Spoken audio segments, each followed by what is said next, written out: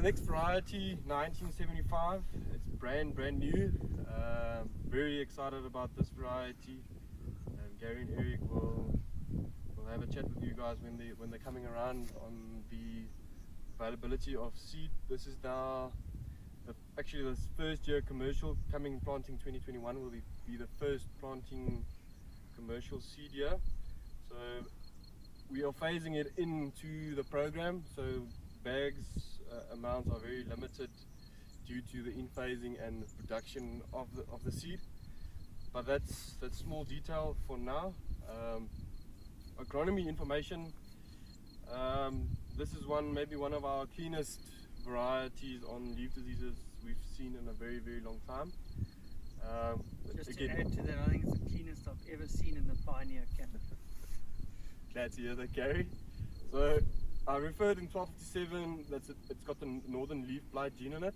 So this variety again also it's got the new northern leaf blight gene in it, which I think means a lot especially in the KZN area where we've got good pressure.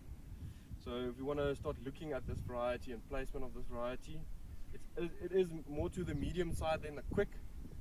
So you can place it under irrigation if wanted to, but I'll place it under dryland conditions. And one thing that we've been seeing over the past 2 seasons, I've been seeing it.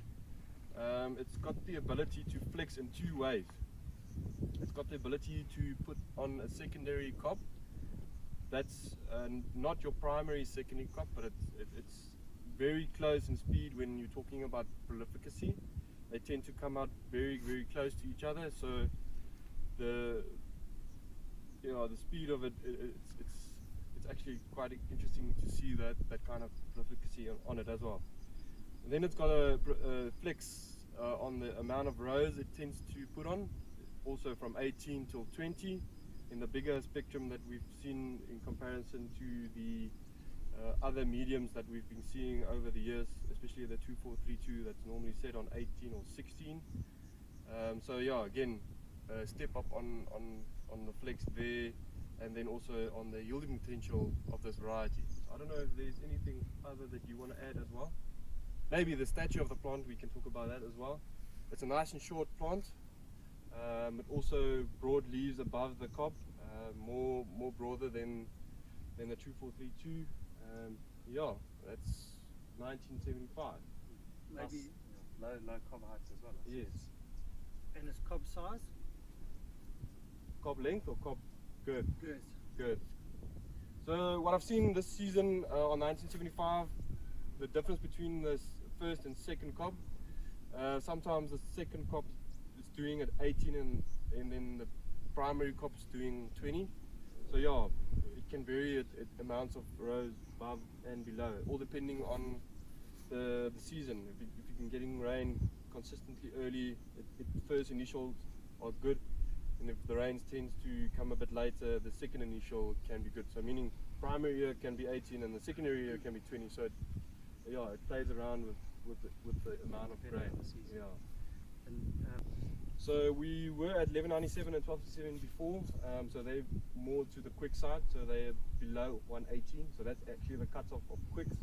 Everything below 118 days is characterized as quicks.